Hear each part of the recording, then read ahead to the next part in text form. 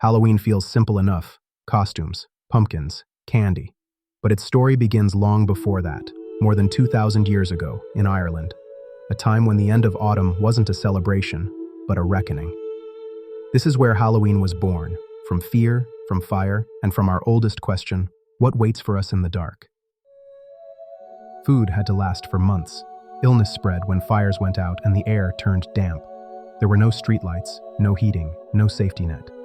The dark wasn't symbolic, it was literal.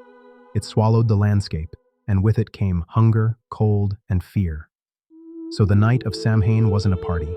It was a preparation, a reckoning with everything that might not survive the winter. And yet, in that fear, something remarkable took shape. People began to believe that the world itself was thinning, that for a single night each year, the boundary between life and death loosened. They said the veil between worlds grew porous. The living could feel the presence of the dead, and the dead could walk among the living. To the people of ancient Ireland, this wasn't superstition. It was symmetry. The harvest had ended. The year was dying. So it made sense that the dead might return to walk beside the living once more. In their stories, unseen beings crossed that threshold too. The Aos, the people of the hills. Powerful, unpredictable, neither gods nor mortals. Most of the year, they slept beneath ancient mounds, but on Samhain, their doors opened. Light spilled out from inside the hills, and the wise stayed indoors, leaving offerings of food at the door, hoping to earn favor, or at least be ignored. Others disguised themselves, wrapping in straw, wearing masks, to move unseen through the night. It's easy to dismiss that now, but to them it was protection, a way of surviving both the darkness and what might walk within it. Whether those doors ever truly opened doesn't matter anymore.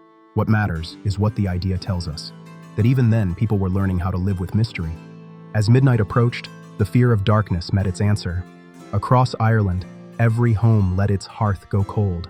One by one, the fires went out, until the land fell silent beneath the stars. Then, on a high hill, a single new flame was kindled, not borrowed from another fire, but born from friction, wood against wood, breath against wind. It was called the need fire, the pure flame. From that blaze, torches were lit and carried back to every home. Each family reignited their hearth from that same sacred source. For a night that belonged to endings, it was a powerful reminder that light could be renewed. Herds were driven between twin bonfires, smoke swirling through their coats like a blessing. In those moments, the people stood together, not as warriors or farmers, but as one fragile species, facing the dark with shared fire. Every bonfire, every candle lit on Halloween night carries the same message. We survive by sharing light. For the Celts of Ireland, that act of renewal marked the true new year. Not the birth of spring, but the courage to begin again in darkness. In their calendar, the year didn't start with a sunrise. It started with a flame. For centuries, the people of Ireland kept the rhythm of Samhain, the fires, the offerings, the silence for the dead. But the world was changing. When Christianity reached Ireland in the 5th century, it didn't erase the old beliefs overnight. The roots of Samhain were too deep for that. Instead, something subtler happened. The church began to reorder time. By the 8th century, November 1st became All Saints' Day. The following day, All Souls' Day. And the night before, All Hallows' Eve. The name softened, but the feeling remained. People still lit bonfires, still left food for the wandering dead, still whispered prayers into the smoke. The church had sanctified the season, but it hadn't tamed it.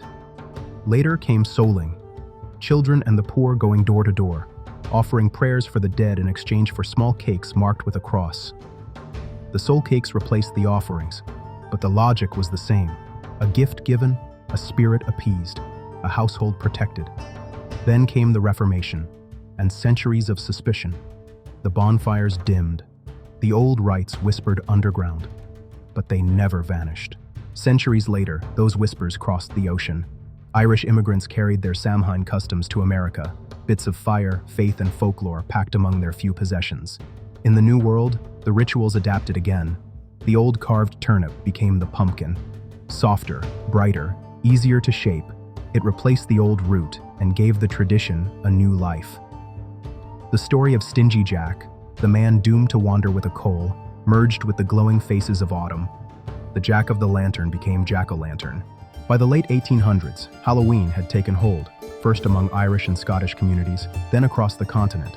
Bonfires became block parties. Guising turned to costume parades. The offerings for spirits became treats for children. Trick or treat, the last echo of an ancient bargain. By the 20th century, Halloween had shed its fear and found its fun.